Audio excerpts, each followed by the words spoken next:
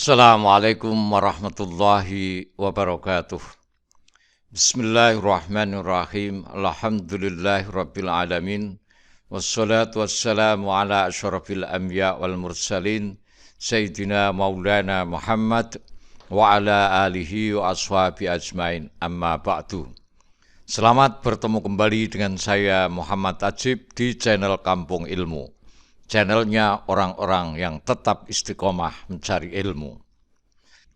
Pada kesempatan ini saya akan meneruskan ngaji kitab Al-Iman yang ke-36 yang akan membahas Allahu Al-Wahidu Al-Ahadu, Allah yang Maha Esa dan satu-satunya. Seperti biasanya saya maknani dulu, kemudian saya terjemahkan dan kemudian saya beri keterangan-keterangan tambahan. Bismillahirrahmanirrahim. Al-Wahidu Al-Ahadu. Al-Wahidu iku nerangake Allah kang Maha Siji, Al-Ahadu kang suwiji, siji tur suwiji. Wa yuqaddimu lan menyuguhkan, menyajikan apa al-wujudu alam semesta kulluhu yos kabehane wujud syahadatan kesaksian bi annahu kelawan sak temene wujud, sak temene alam semesta iku min sun ilwahidi saking gaweane Allah kang Maha Siji al-ahadi tur kang suwiji.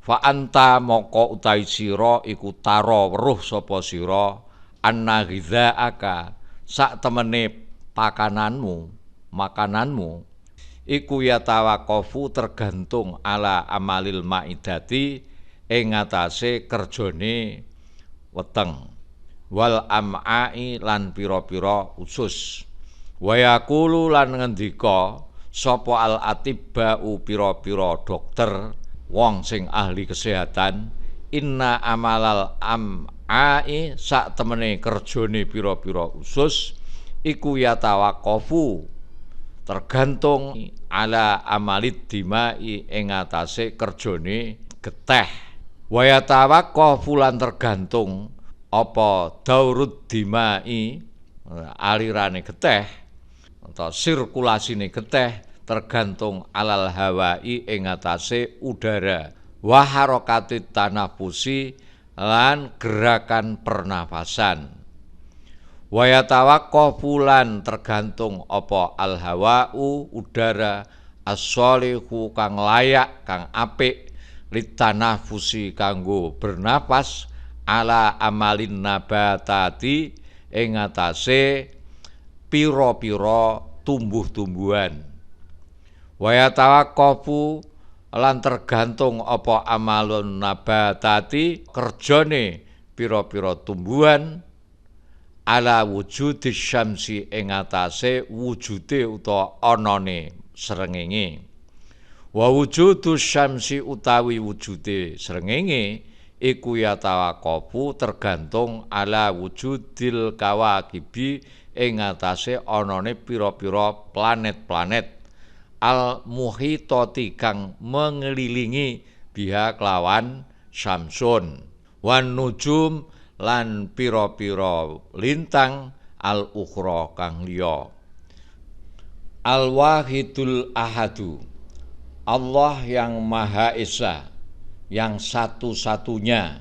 Al ahadu itu artinya cara jane suwiji, satu-satunya.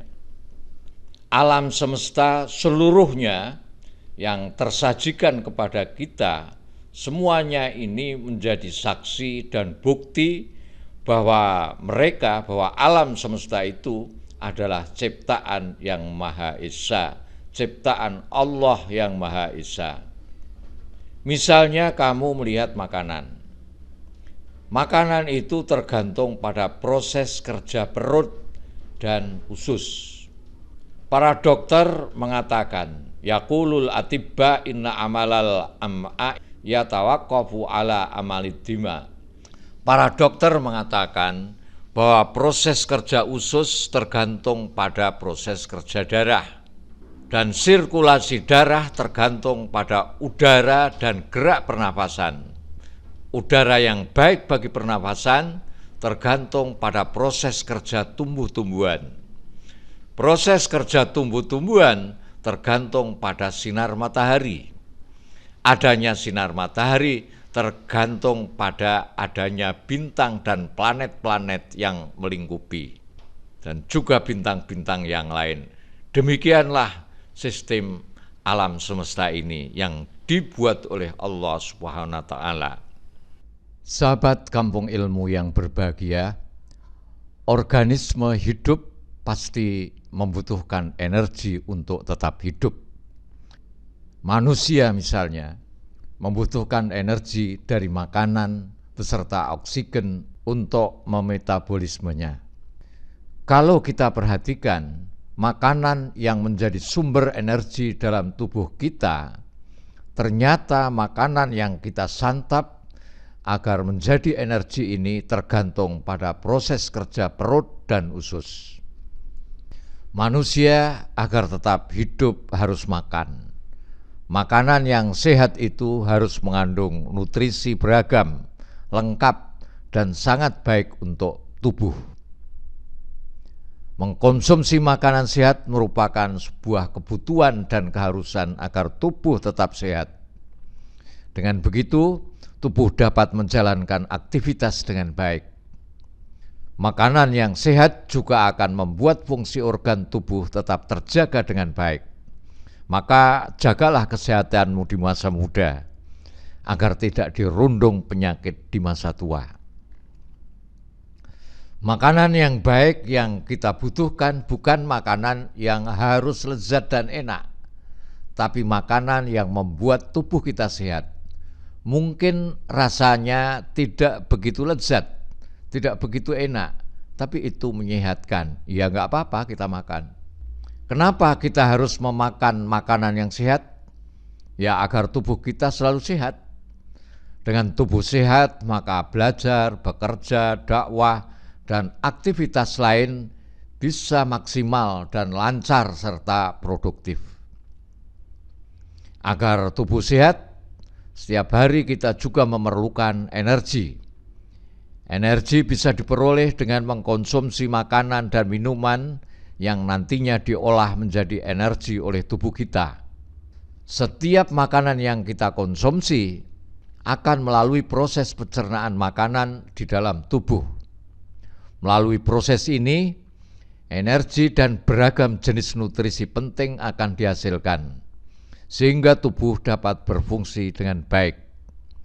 Oleh karena itu, kesehatan saluran pencernaan harus selalu kita jaga. Dalam Islam, makanan tidak cukup makanan yang sehat saja, tapi harus yang halal, harus halalan thayyibah. Proses pencernaan makanan melibatkan berbagai organ dalam sistem pencernaan, seperti lambung, hati, pankreas, empedu, usus, dan darah serta lainnya. Singkatnya, setiap organ tubuh tersebut memiliki fungsi dan perannya masing-masing saat mencerna makanan. Subhanallah, betapa rumitnya untuk menghasilkan energi yang kita butuhkan agar tetap hidup dan sehat.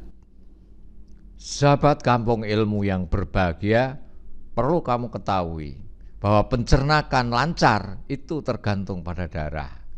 Darah adalah cairan di dalam tubuh yang berfungsi untuk mengangkut oksigen yang diperlukan oleh sel-sel di seluruh tubuh. Darah juga menyuplai jaringan tubuh dengan nutrisi, mengangkut zat-zat sisa metabolisme, dan mengandung berbagai bahan penyusun sistem imun yang bertujuan mempertahankan tubuh dari berbagai penyakit. Hormon-hormon dari sistem tubuh ini juga diedarkan melalui darah. Nah, darah ini tergantung pada kerja pernapasan. Allahu Akbar. Tidak sampai di sini ceritanya makanan yang kita santap.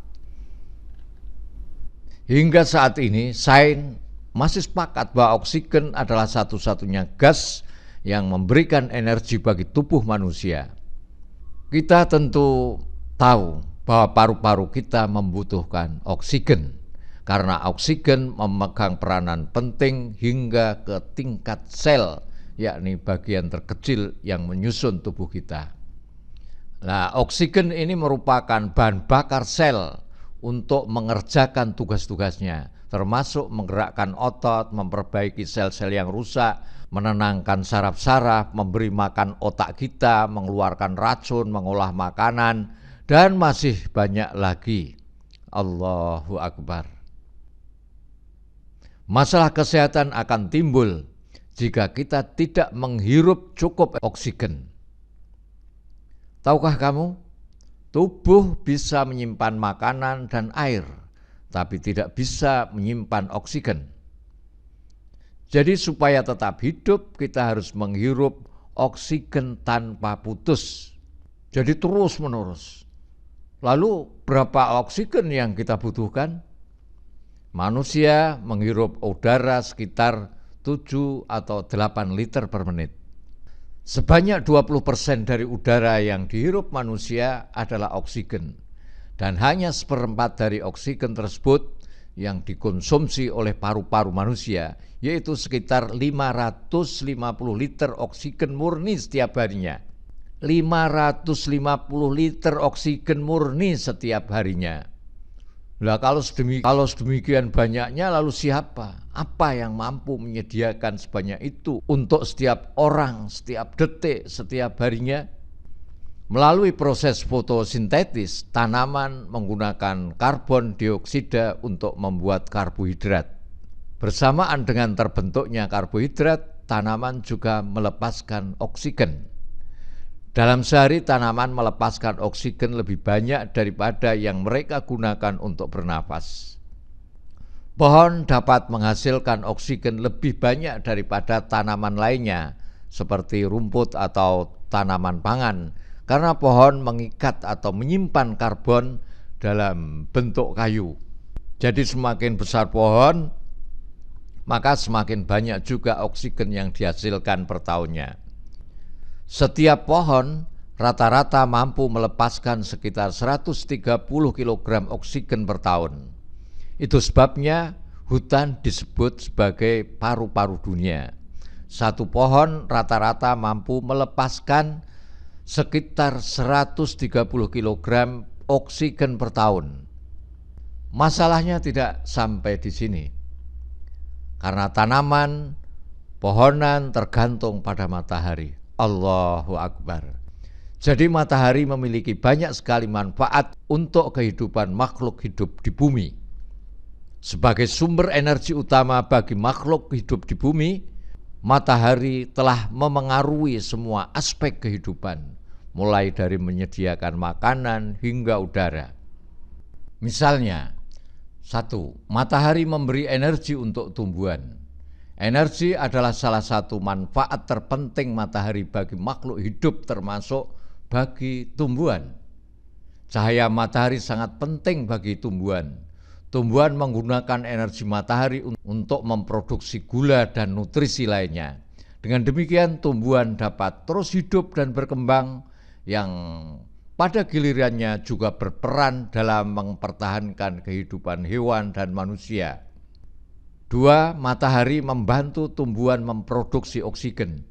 Matahari menginduksi tumbuhan untuk membuat oksigen. Tumbuhan mengubah energi matahari menjadi glukosa dan menyimpannya untuk digunakan dalam proses fotosintesis. Produk sampingan dari fotosintesis adalah pelepasan oksigen yang sangat bermanfaat untuk kehidupan hewan dan manusia. 3. Matahari mengatur siklus tumbuhan. Matahari bermanfaat bagi tumbuhan dengan mengatur siklusnya, baik untuk jangka panjang maupun jangka pendek. Tumbuhan lalu merespon perubahan hari atau jumlah sinar matahari yang tersedia. Mereka akan berbunga atau tidak sesuai dengan jadwal yang ditentukan oleh matahari. Allahu Akbar, Allahu Akbar walillahil hamd. Matahari itu pun juga tergantung dengan planet-planet dan bintang-bintang. Lalu siapakah yang dapat mengatur semuanya dengan rapi ini? Allah Al-Wahidul Ahad, Allah yang Maha Esa dan satu-satunya, Allah Zat kang siji tur suwiji. Sampai ketemu lagi insyaallah. Assalamualaikum warahmatullahi wabarakatuh. Muhammad Ajib.